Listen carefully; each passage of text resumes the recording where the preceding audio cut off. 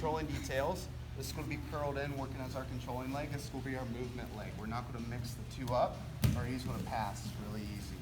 First, we're going over survival posture. Just keeping the top arm nice and tight, elbow tight to our side. That way he can't easily pummel for an underhook here. So that's going to put him in an offensive cycle. All right, so we're keeping this down nice and tight.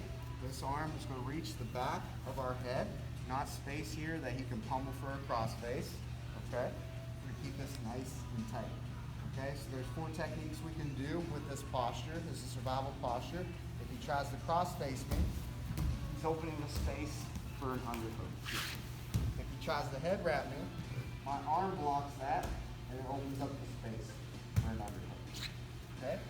And the third one is if he tries to just flatten me out. Because me being on my side is not good for him, and as you see, opens up the space for the underhook. Okay?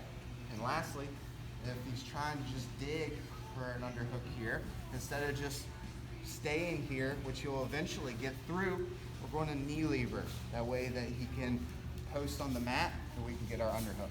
So knee lever, the legs need to curl in as much as they can by his knee. All right? I'm going to cover my toes, prayer toes here. All right? You need to have this blocked by the knee or his legs are not going to get out of alignment.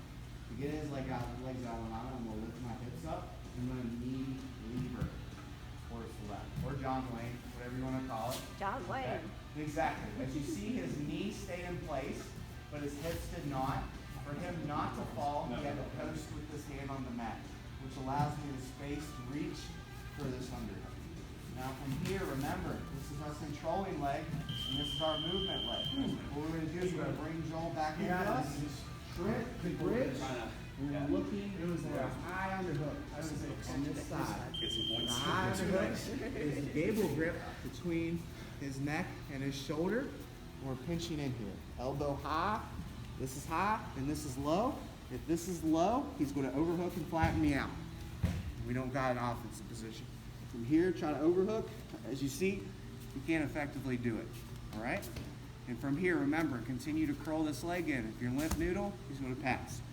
All right? So if they stay over towards the right direction, we're going to threaten the back take.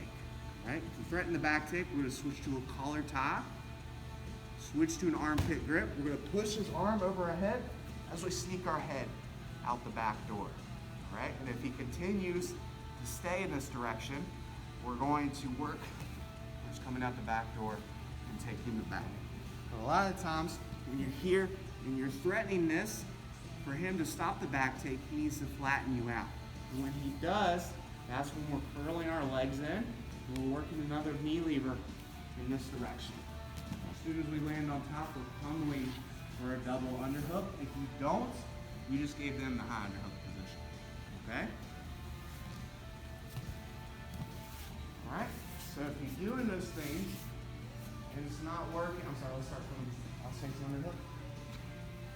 So if you're trying to knee lever and it's not working, okay? Going here, it's not working. I even bridge. That's another way you can set up the knee lever a little bit easier. Is if you bridge in this direction, as soon as their weight comes back, you knee lever, okay? Let's say that that doesn't even work, all right? What we're going to do is we're going to switch controlling legs. So my left leg is going to pummel through on the inside. This is controlling this leg now. I'm going to use my elbow push at the knee, not at the hip. You see I don't create space. Down here I do, okay? I'm pummeling this knee on the inside, all right? And from here we're going to grip high, because if you don't, he's just going to push this knee back into your guard, okay? So once we get to here, we're gripping. Now push that knee back, it stops. From here we're going to push our knee and extend our spine away. This elongates our opponent, makes it easier to get this butterfly hook here. We're switching from controlling the leg to butterfly. All right, so he's extended out, but I'm extended out too. All right, there's not much strength I have from here. But as soon as I use my legs, I'm gonna hug him tight, use my legs to keep him away, we come up to the sit-up position. All right, now, as you see here, it's kind of neutral. He has an underhook, I have an underhook. So we need to get on our underhook side to be in the dominant grip exchange here. The way we're doing that is, you see I'm flat on my butt. I'm going to switch towards my left hip and come for the high underhook position. But now we're in butterfly guard. And as you see here, we are in prime angle for sweeping, which is what we'll get into next time. Good? Yep. Cool. All right. Thanks.